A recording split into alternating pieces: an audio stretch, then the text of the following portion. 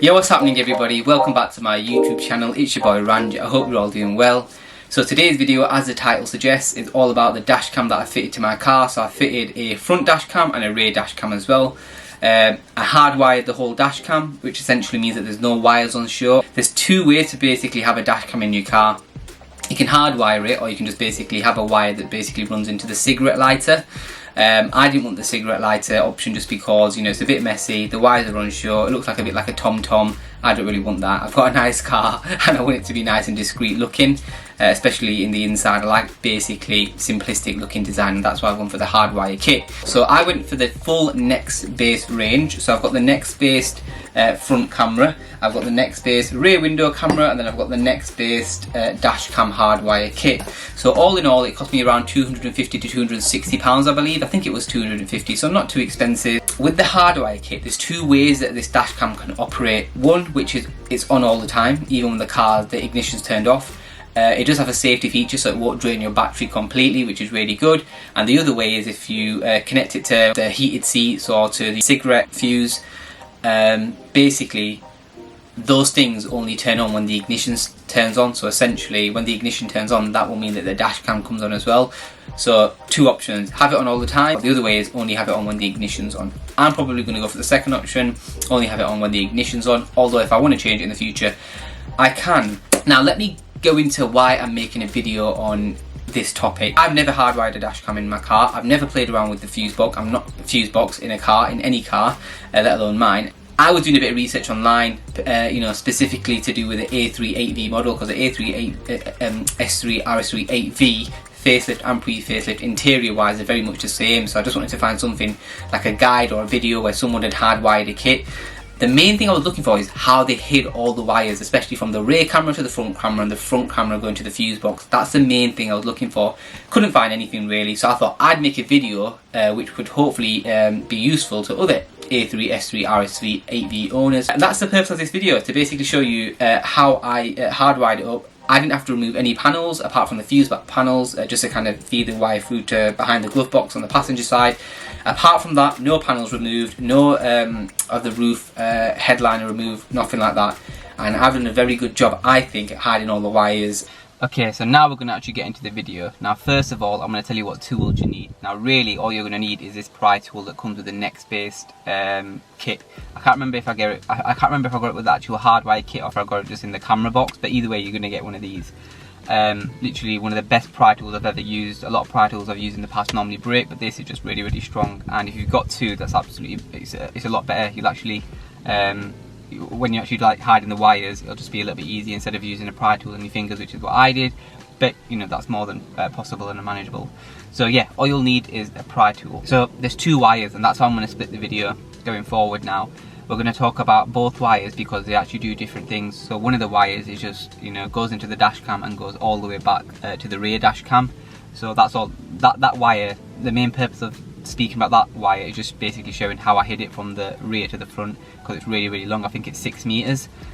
The other wire, which is the main wire, connects into the dash cam, and it's the main power wire. Essentially that wire goes it just basically feeds directly into the fuse box on the passenger side, just behind the passenger side glove box.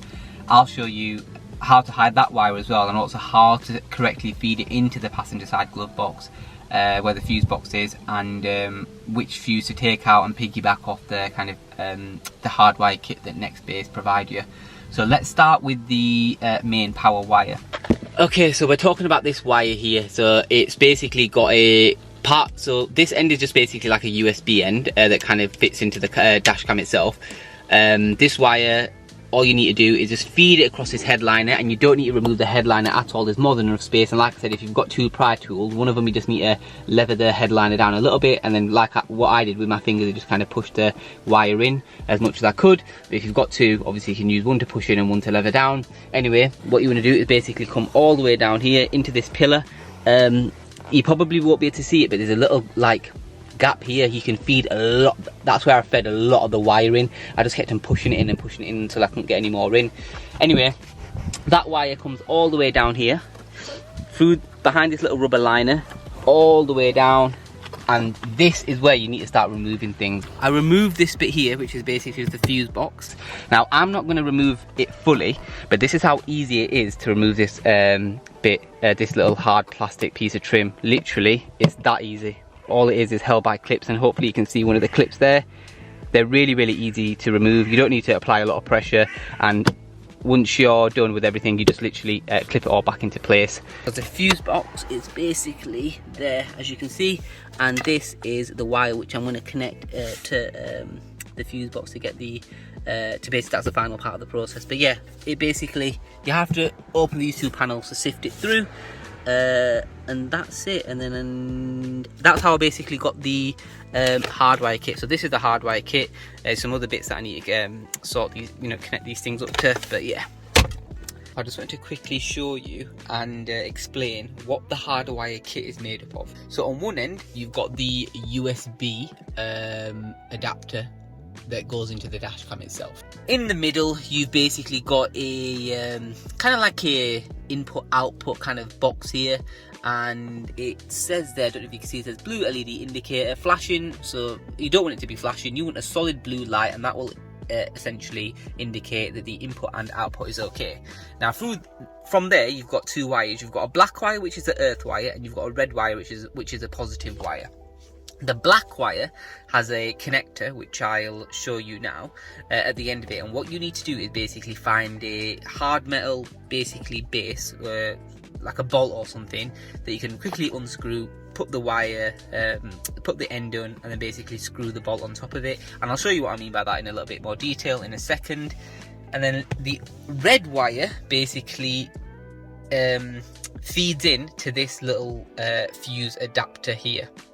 So these are two separate things, and obviously I've just put the wire into this little socket or something. I think it's like a socket connector or something like that. I don't know what the exact terms are.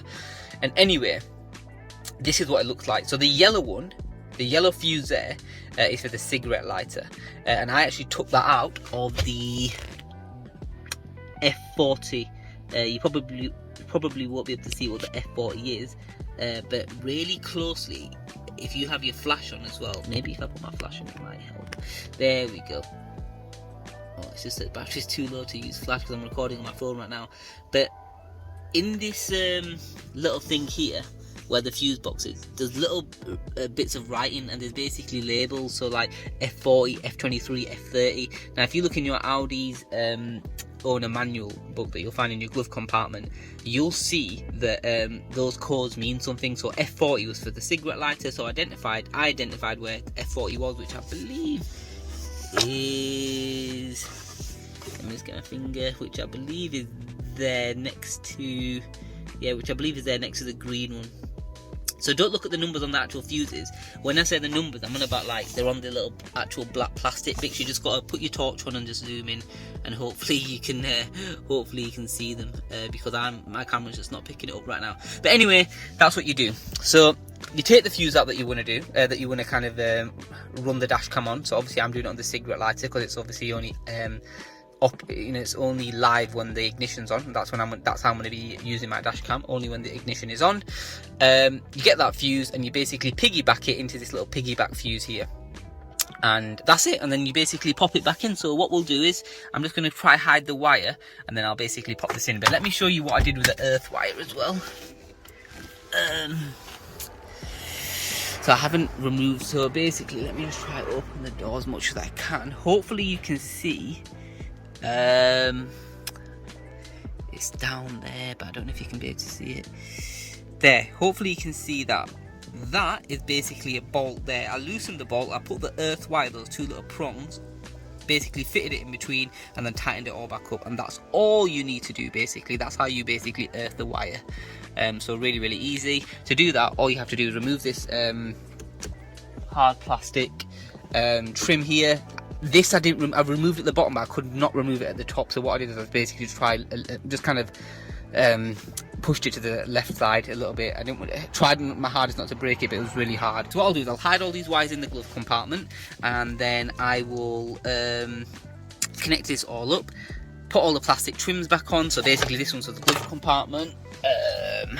This one is for the side here, and then I'll show you what the dash cam looks like when it's on and stuff like that, and I'll try show you what it looks like on the app and stuff like that. So hopefully this part has helped you in terms of the you know, wiring side of things and the electricals and, like, you know, the fuse box and stuff like that, because listen, for me this was all new. So hopefully you can see this little pillar here. You have to feed the wire through here, through this, so you can see my finger just there, the little tip of my finger.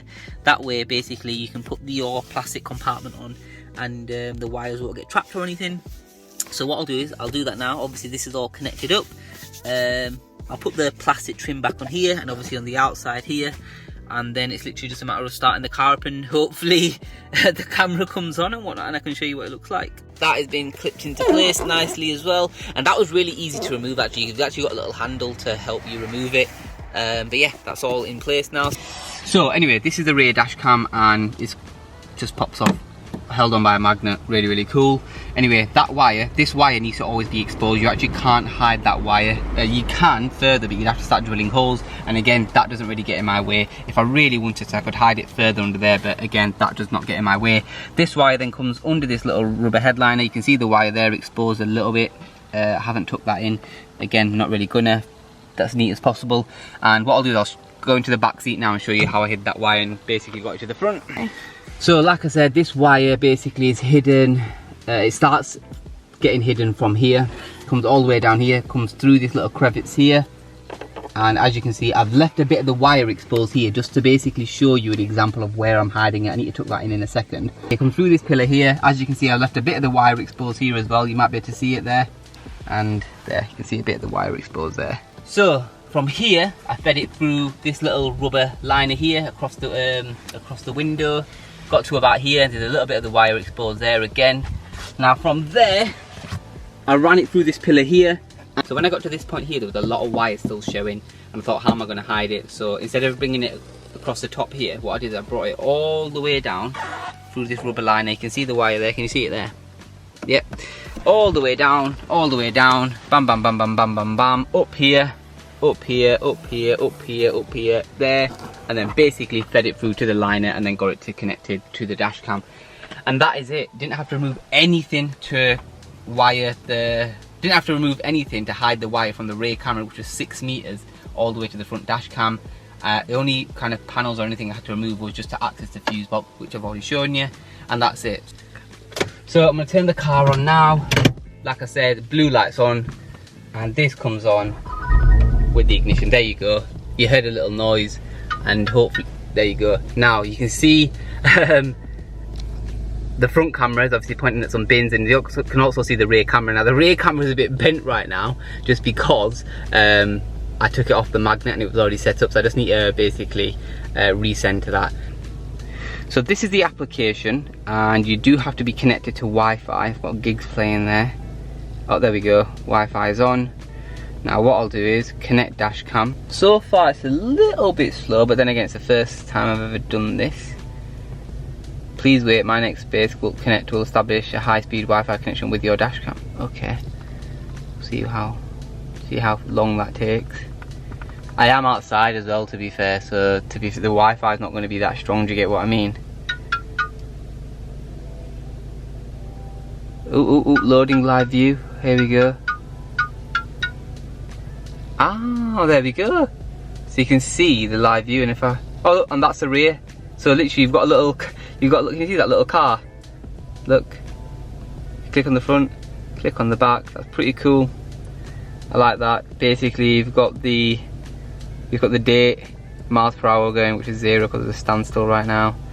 But it's pretty cool, the app. I mean, that was a little bit slow, I'm not gonna lie. But then again, let's have a look. App settings, enable low resolution downloads.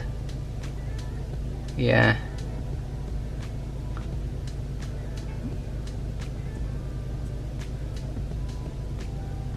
I think I'll just do high downloads all the time. My dash cams, settings. Oh look, so you can actually go into the settings. So I've got it on 1080p, 60 frames per second. Reversing camera.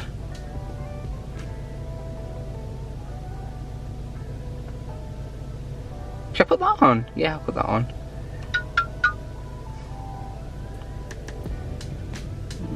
Parking mode. What is parking mode? Okay, that's cool. Dates. Is it the 9th today? No, it's the 18th today, isn't it? Yeah, that's right.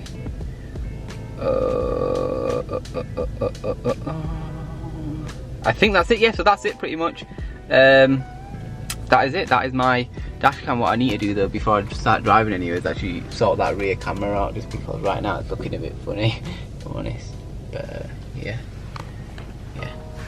Hope you enjoyed this video. Give it a thumbs up. Let me know if you did. Please do subscribe to my channel. Hit that bell icon for future notifications.